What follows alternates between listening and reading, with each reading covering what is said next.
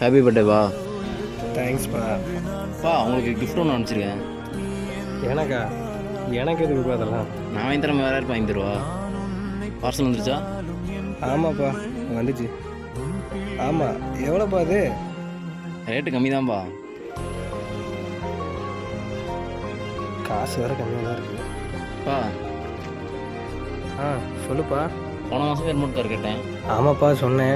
அப்பாட்ட கொஞ்சம் காசு இல்லை. அடுத்த மாதம் வாங்கி தரட்டுமாப்பா? இப்போ இதை தான் போன மாதம் நான் வாங்கி தரேன்னு சொல்லி ஏமாத்திட்டு இருக்கேன். ஃபுல்லாக ஆசைப்பட்டு கேட்கான், கையிலையும் காசு இல்லை, என்ன பண்ணுறது? கார் சூப்பராக இருக்குப்பா.